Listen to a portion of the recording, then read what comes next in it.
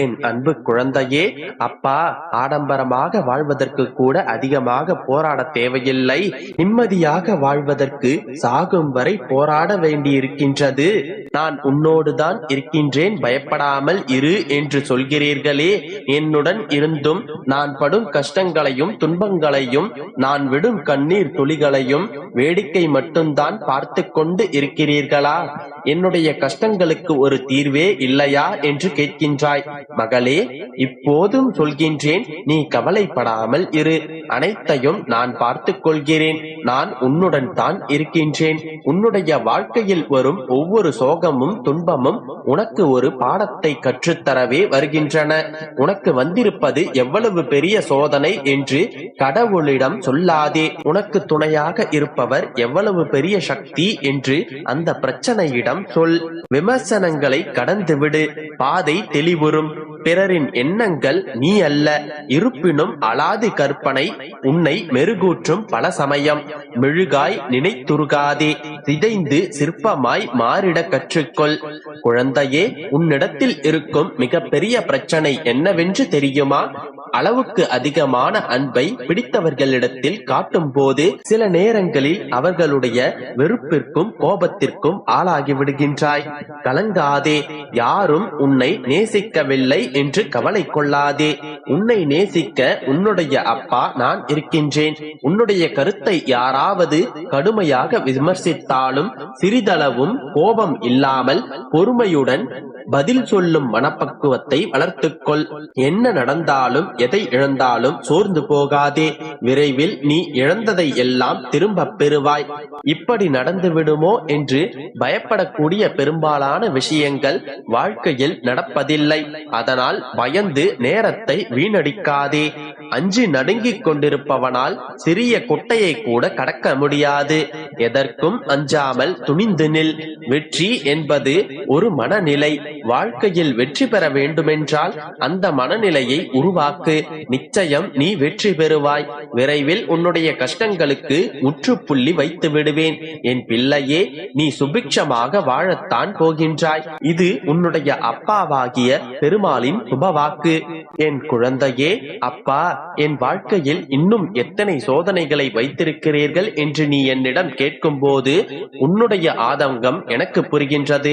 வாழ்க்கையில் சோதனை என்பது சாதாரணமான இயற்கையான நிகழ்வுதான். ஆனால் அவற்றால் யார் யாருக்கு எப்படிப்பட்ட சோதனைகள் சூழும் என்பதும் அதனால் எவ்விதமான அனுபவங்களை பெறப்போகிறாய் என்பதும் வாழ்க்கையில் மிக முக்கியமானது. உனக்கு உணர்த்தும் தேடல் முற்றிலும் வேறுபட்டது. அதற்கான தகுதி உன்னிடத்தில் ஏராளமாக கொட்டி கிடக்கின்றது.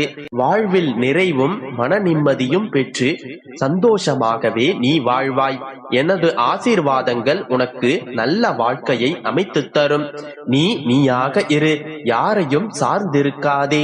உன்னுடைய வாழ்க்கையை நிர்ணயம் செய்தவன் நான். நீ அனுபவித்து வந்த வாழ்க்கையும் சரி, இப்போது நீ அனுபவிக்க போகும் வாழ்க்கையும் சரி, இரண்டிற்கும் உள்ள வித்தியாசத்தை முதலில் நீ உணர்ந்து கொள்ள முயற்சி செய்.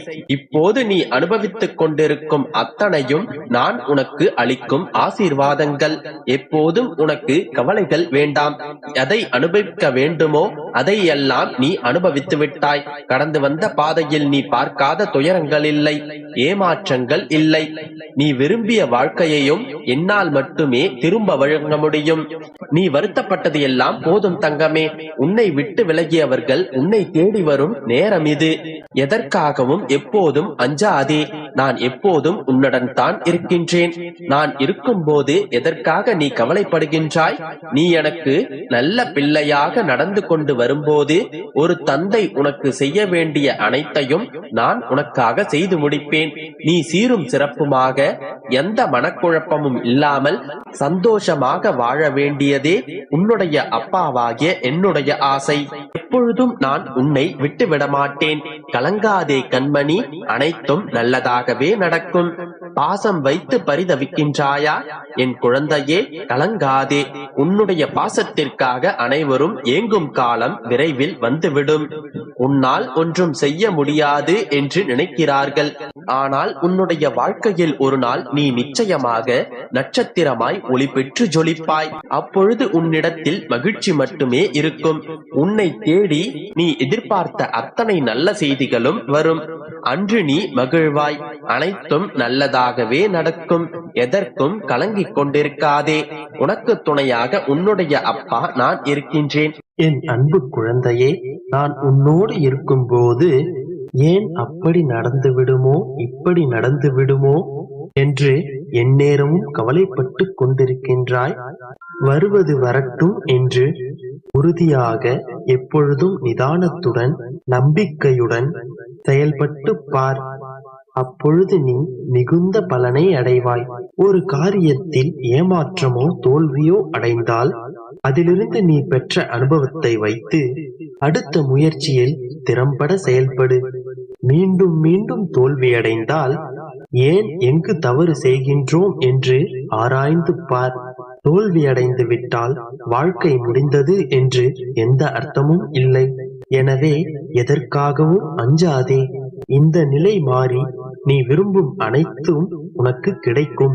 நீ இப்பொழுதெல்லாம் எனக்காக விளக்கேற்றிக் கொண்டிருக்கிறாய் அல்லவா? அந்த தீப ஒளியில் என் மனம் குளிர்ந்தது.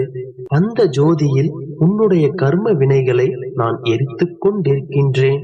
நீ எனக்காக ஏற்றிய தீபங்கள் வீண் போகவில்லை.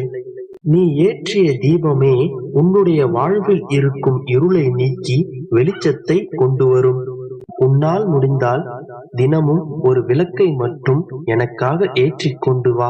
உன் மனதில் இருக்கும் மாயை விலகும். உன்னை சுற்றி இருக்கும் எதிர்மறை வினைகள் அகலும். இப்பொழுது இருக்கும் சந்தர்ப்பமும் சூழ்நிலையும் தான் உன்னை கெட்டவர்களாக்கி கெட்டவர்களை உத்தமர்களாக்கி நிற்க வைத்திருக்கின்றது. ஆனால் உண்மை ஒரு நாள் உலகறிய வெளிவந்தே தீரும். அப்பொழுது யார் யார் எப்படி என்ற மாயை விளங்கும். மனம் எல்லோருக்கும் புரியும். வெறுத்தவர்களும் புறக்கணித்தவர்களும் தவறாக சித்தரித்தவர்களும் உன்னிடம் வந்து மன்னிப்பு கோருவர்.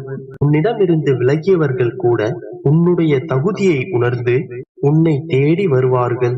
ஒன்றை மட்டும் உன் வாழ்வில் மறக்காதே. உன் வாழ்வில் நடப்பது அனைத்தும் நீயாக விரும்பியது அல்ல. எல்லாம் இறைவனின் விருப்பம்தான். உன் வாழ்வில் ஒருவர் வருவதும் போவதும் முற்றிலும் இறைவனின் செயல். அவர்கள் வருவதை நினைத்து மகிழாதே. போவதை நினைத்து வருந்தாதே. அமைதியாக எல்லாவற்றையும் கடந்து செல். ஏனென்றால் இந்த வாழ்க்கையில் அனைத்தும் கடந்து போகும். இந்த உலகத்தில் எதுவும் நிரந்தரமல்ல. மாற்றம் ஒன்றே மாறாதது. இப்படி இருக்கும் பொழுது உன்னுடைய துன்பம் மட்டும் எப்படி நிரந்தரமாகும்? எனவே துணிந்து செல். உன்னுடைய